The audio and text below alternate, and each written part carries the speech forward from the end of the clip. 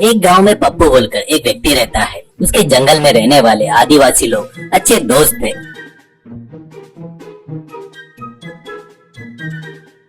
उसे वो जंगल में जाकर उनके द्वारा बड़े बड़े पेड़ पर चढ़कर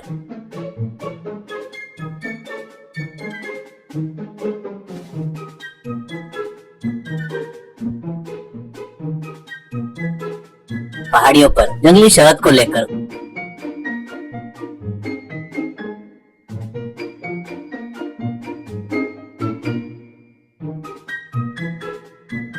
उसको लाकर रोड पर बेचते रहता है। ऐसे ही रहते हुए उसका व्यापार अच्छा ही चल रहा था। अच्छा क्वालिटी रहने से लोग भी बहुत सारे आ रहे थे।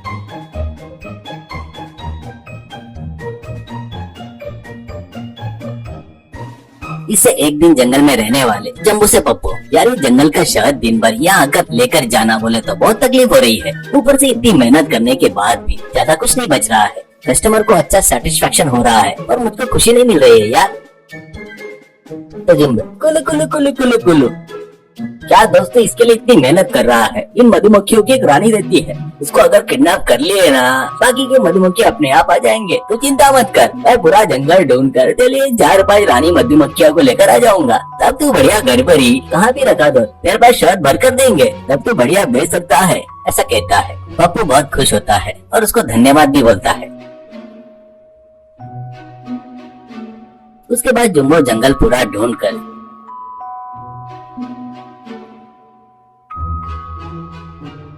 चार रानी मधुमक्खिया को लेकर आकर पप्पू के घर में सेटअप करके उसको छोड़ता है।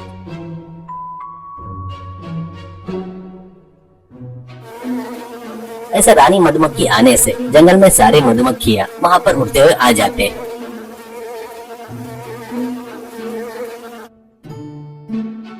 उसके बाद वो मधुमक्खियां आजू बाजू के फूलों से रस लाना शुरू करते हैं।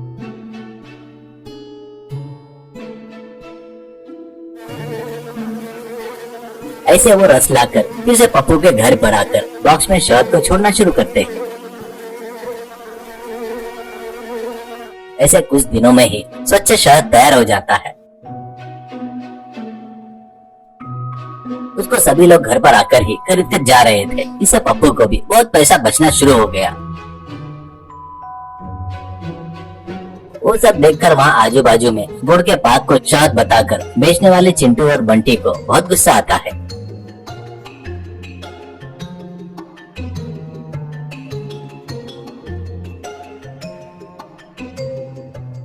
अब एक दिन चिंटू से बंटे, क्या यार अपन गुड़ के पाक को शहद बताकर घर घर घूमते हुए किसी घर में ज्यादा गहने करके पता करते थे, पर अपने को चांस नहीं रहा क्योंकि वो बेवकूफ फार्म घर में ही लगा कर ये सब कर रहा है। अपन इसको ऐसे नहीं छोड़ेंगे, ऊपर से ये जमकर कमा रहा है। इसी बीच मैंने उसकी पत्नी को मार्केट में देखा था, फुल गहने वगैरह बढ़िया पहन कर थी, उसको भी देखना होगा करके कहता है। तो चिंटू, क्या रे, हर चीज का समय आता है, वो भगवान सबका टाइम लिख कर रखता है, जब भी उस पप्पू का टाइम आएगा तब उसको अपन देख लेंगे, ऐसा कहता है। उसके बाद चिंटू और बंटी दोनों मिलकर पप्पू के फार्म पर जाते हैं। पप्पू वहाँ पर शहद लोगों को बेच रहा था। ये दोनों उस शहद का टेस्ट देखते हैं। उसके बाद पप्पू से चिंटू, हाँ ये शहद है क्या? वही हमला ऐसा शहद क्या मामूली नहीं रहता भाई, मीठा रहता है, पता है क्या तेरे को, ऐसा कहता है। पप्पू, मीठा क्यों नहीं रहेगा भाई, तुम लाते हो गुड़ का पाक है ना, मीठा ही रहेगा। वो क्या है बोले तो फूलों से लाया वो शहद बोले तो थोड़ा सा अलग ही रहता है, उसका टेस्ट अलग ही रहता है ना। क्या रे तुम लोग बरोबर फल भी नहीं निरा रहे हो, पता चला है मुझे, पैसे का लालच बहुत कर रहे हो क्या, ऐसे कहता है। तो उसे से बंटी और चिंटू वहाँ से चले गए। उस दिन रात को किसी भी हालत में उसके घर में चोरी करना करके ठान लेते हैं।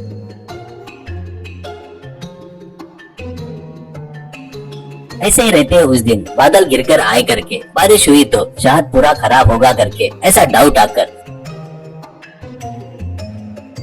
पप्पू अपने पास के शहद के संबंधित पूरा सामान अपने एक और रूम में बदल देता है। उतना ही नहीं, उनको अलमारी में छुपा कर रखता है।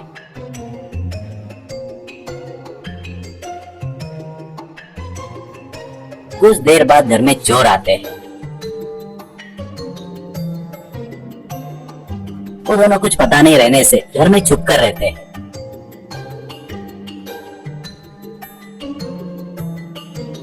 अब पप्पू से उसकी पत्नी, अरे सुनो, अपन भी उसी रूम में सोएंगे ना। अलमारी में आपने खरीद के दिए सो गहने सभी है, असल में बहुत कीमती है जी, प्लीज। ऐसा कहती है तो पप्पू, अरे अपने घर में चोरी करने कौन आएगा, और वैसे भी तूने गहने खरीदे करके किसको पता है, ऐसा कहता है। तो वो सब सुन रहा चिंटू। किसको पता है क्या रे बेवकूफ, मुझे पता है, उस दिन मार्केट में ही देखा था, तेरी पत्नी मार्केट में पहन कर आई थी ना। करके हंसता है। उसके बाद पप्पू और उसकी पत्नी दूसरे रूम में सो जाते हैं।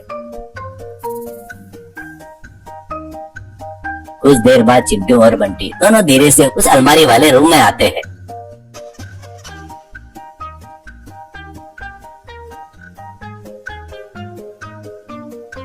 अब एकदम उस अलमारी को ओपन करते हैं, उसमें मधुमक्खियों के संबंधित सामान पूरे दिखते हैं। उनके बीच में गहने थे।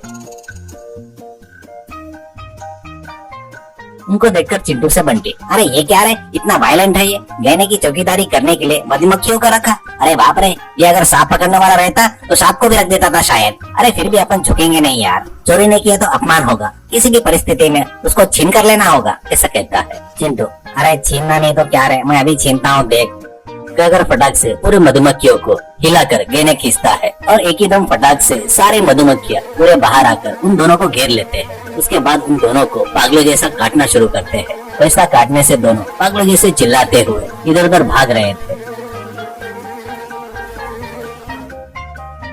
उन दोनों के चिल्लाने से एक बार बाहर आकर पप्पू उनकी परिस्थिति देखकर फटाफट उस रूम का दरवाजा बंद कर देता है।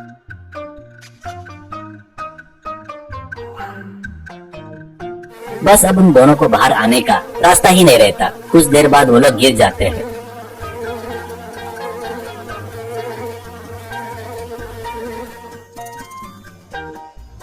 ऐसे ही रहते हुए सुबह के समय आराम से पप्पू वो दरवाजा खोलता है। अब सुबह ही उनका पूरा चेहरा लाल होकर चिंटू और बंटी दोनों रेंगते हुए बाहर आते हैं।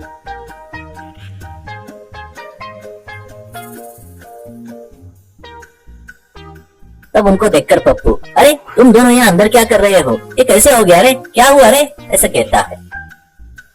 तो बंटी, अरे भैया क्या करना तो रात को ही कर दिया ना भैया, तुमको तो सब पता है ना भैया, हम लोग अंदर से वो करके चिल्ला रहे थे, मधुमक्खियां काट रहे थे, बढ़िया तुम बाहर से दरवाजा लगाकर चले गए। सुबह तक कि हमें फुटबॉल जैसे खेल लिया भैया, कम से कम तुमको दया भी नहीं आई क्या भाई, मर गई या जिंदा है करके भी नहीं देखा भाई। भैया तुमको नमस्कार भाई, तुम मामूली आदमी नहीं हो, जिंदगी में तुम्हारे घर में कभी भी आए तो चप्पल से मारना भैया, ठीक है ना भैया, ओके ना। अरे और एक बात, किसी को बताना नहीं भाई, हमारी इज्जत चली जाएगी भैया। कहकर बंटी और चिंटू दोनों रेंगते हुए चले गए। वो देखकर पप्पू और उसकी पत्नी हंसने लगते हैं।